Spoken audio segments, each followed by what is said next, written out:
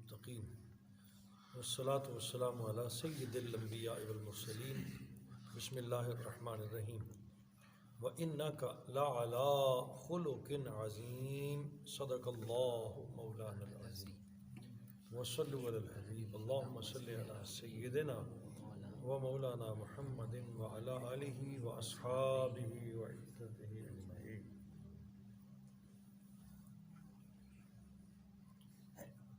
آیت نمبر 4 ہے سورۃ القلم کی، جو آج ہم نے تلاوت کرنے کا شرف حاصل کیا۔ اس آیت طیبہ میں اللہ تعالیٰ اپنے حبیب مکرم صلی اللہ تعالیٰ علیہ وسلم کی شان خلق کا بیان فرما رہے ہیں۔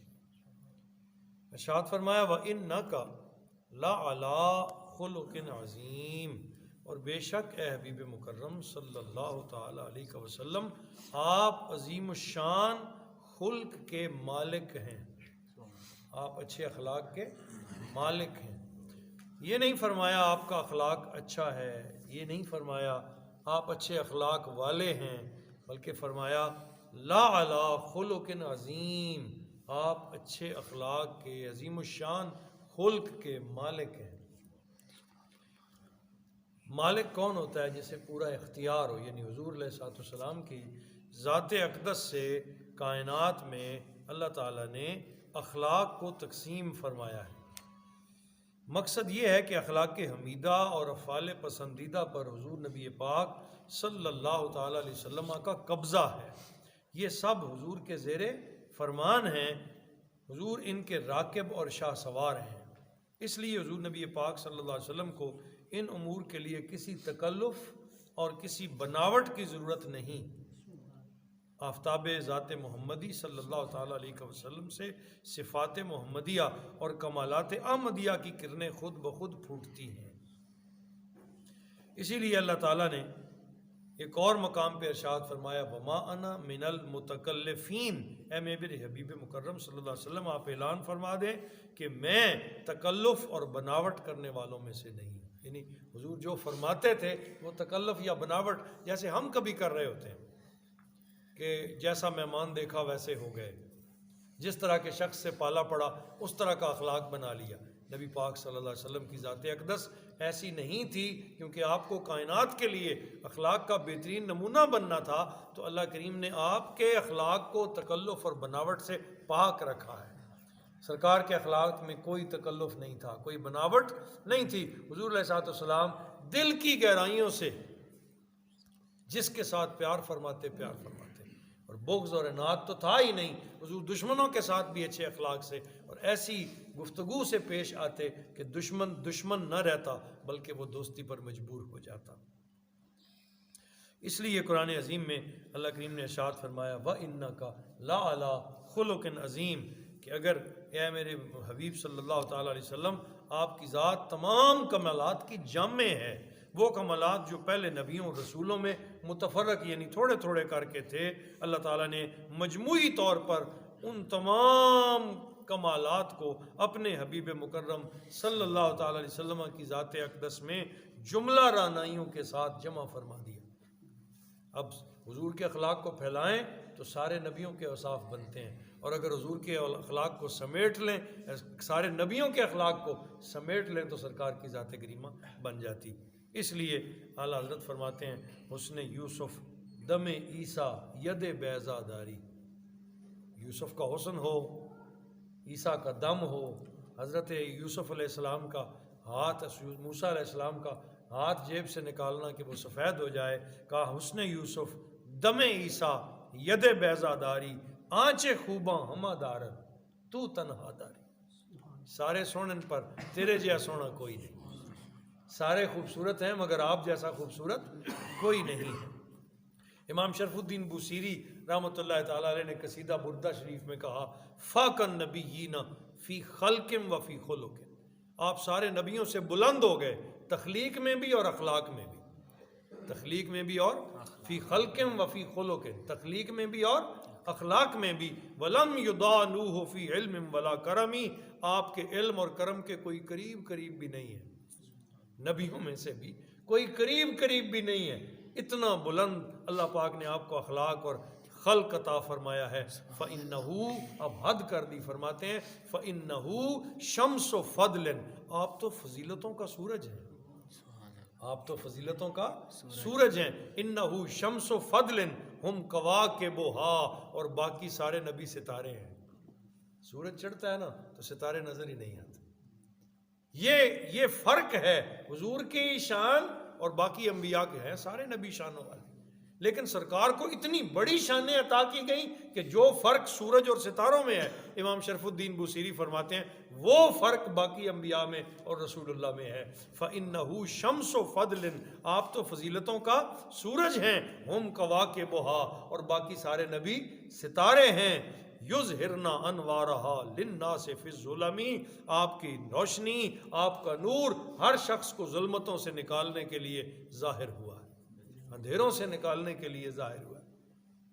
حضرت ام المومنین سیدہ عائشہ صدیقہ رضی اللہ تعالیٰ عنہ سے جب سوال کیا گیا کہ سرکار دو عالم صلی اللہ تعالیٰ علیہ وسلم کا خلق پاک اخلاق کیسا تھا، تو آپ نے مختصراً جواب دیا، کان خلقہ القرآن، میرے نبی کا اخلاق تو قرآن ہے۔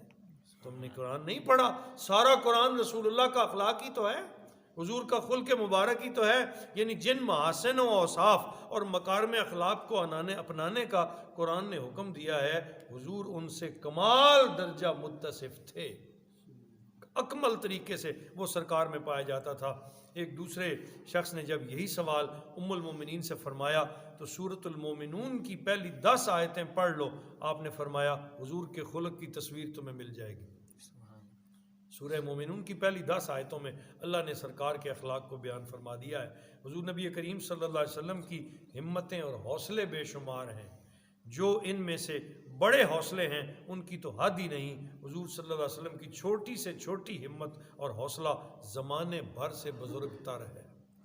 جو شان ہمت، جو حوصلہ، جو صبر، جو برداشت اللہ نے رسول اللہ کو عطا کر دیا تھا وہ اور کسی میں بھی نہیں تھا۔ کہتے ہیں جب تک برداشت نہ ہو تو اخلاق اچھا نہیں ہوتا، یہ بہت بڑی بات ہے۔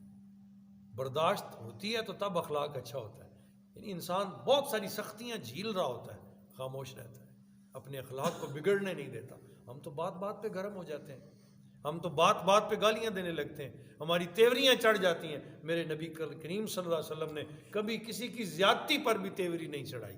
اب طائف سے بڑھ کے کون سا موقع ہوگا جب آقا کریم صلی اللہ علیہ وسلم کو اوباش لونڈوں نے پتھر مار مار کے زخمی کر دیا، گالیاں بھی دیں، پتھر بھی مارے، حتیٰ کہ جسم اقدس لہو لہان ہو گیا۔ پروردگار عالم کا وہ محبوب جب پوری طرح زخمی ہو کے تشریف فرما ہوا، جبریل امین نے اللہ سے اجازت لے کے حضور کی بارگاہ میں حاضری دی، عرض کی آقا اللہ پاک نے مجھے اجازت دے دی ہے، آپ اشارہ فرمائیں میں اس بستی والوں کو اٹھا کر زمین پہ الٹا پٹک دیتا ہوں۔ سرکار نے فرمایا جبریل چلے جاؤ، میں بد دعا کرنے نہیں آیا، میں دعا کرتا ہوں آج انہیں ہدایت نہیں ملی، اللہ ان کی نسلوں کو ہدایت عطا فرمائے۔ یہ اخلاق مصطفی ہے صلی اللہ تعالیٰ علیہ وسلم۔ حضرت انس رضی اللہ تعالیٰ عنہ یہ وہ ہستی ہے جنہوں نے 10 سال لگاتار رسول اللہ کی خدمت کی، اس طرح سے کہ سحری کا لوٹا اٹھاتے اور عشاء تک ساتھ رہتے، یعنی سحری کا وضو بھی کرواتے، نمازوں کے وضو کراتے، سارا دن حضور کی خدمت میں حاضر رہتے۔ وہ فرماتے ہیں لگاتار 10 سال حضور کی خدمت کی، حضور نے کبھی مجھے کسی طرح بھی اف نہیں کہا، کوئی غلطی بھی میں نے کر لی، جو کام میں نے کیا اس کے متعلق کبھی یہ نہیں فرمایا کہ تو نے کیوں کیا، اور جو کام میں نہیں کر سکا اس کے متعلق کبھی یہ نہیں پوچھا کہ یہ تو نے کیوں نہیں کیا۔ اتنا بھی غلام کو اس طرح کر کے سرکار دو عالم صلی اللہ علیہ وسلم نے ٹریٹ فرمایا۔ حضور نبی پاک صلی اللہ علیہ وسلم حسن و جمال میں بھی تمام لوگوں سے بدتر تھے، کسی میں سرکار دو عالم صلی اللہ علیہ وسلم جیسا حسن نہیں، اور سرکار کریم صلی اللہ تعالی علیہ وسلم اوصاف اور اخلاق میں بھی حضور جیسا کسی کا اخلاق اور حضور کے کمال جیسا کسی کا کمال نہیں ہے۔ آپ کی ذات بھی خوشبودار ہے، آپ کے اعمال بھی خوشبودار ہے۔ شاہ خوباں صلی اللہ تعالی علیہ وسلم صرف خود ہی کمال اور جمال کے پیکر رانا اور تصویر جمیل نہ تھے، بلکہ جو نیاز مند حضور کے ہاتھ میں ہاتھ دے کے بیعت کرتا یعنی صحابی ہو جاتا، وہ اوصاف اس میں بھی ٹرانسفر فرما دیتے، وہ سارے اوصاف کے متصف بنتے جاتے۔ کوئی سخی ہوا، کوئی مجاہد ہوا، کوئی جو ہے وہ خرچ کرنے والا نیاز مند ہوا اللہ کی بارگاہ میں، اور جو کمالات رسول اللہ میں تھے وہ سارے صحابہ میں ٹرانسفر ہوتے گئے۔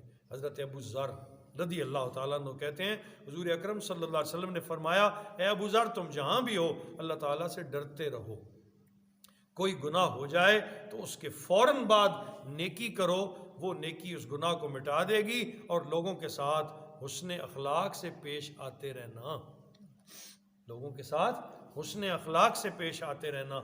حضرت جابر سے مروی ہے حضور نے فرمایا میرے نزدیک تم میں سے سب سے زیادہ محبوب اور قیامت کے دن سب سے زیادہ میرے قریب وہ لوگ ہوں گے جن کے اخلاق دنیا میں اچھے تھے، جو اچھے اخلاق کے مالک ہوں گے وہ اتنے میرے قریب ہوں گے، اور مجھ سے دور اور میرے نزدیک سب سے مبغوض وہ لوگ ہوں گے جو زیادہ بیہودہ باتیں کریں گے اور چرپ زبان ہوں گے، جو اپنی زبان سے لوگوں کو دکھ دیں گے، تکلیف دیں گے، وہ مجھ سے دور ہو جائیں گے، اچھے اخلاق کے مالک میرے قریب ہو جائیں گے۔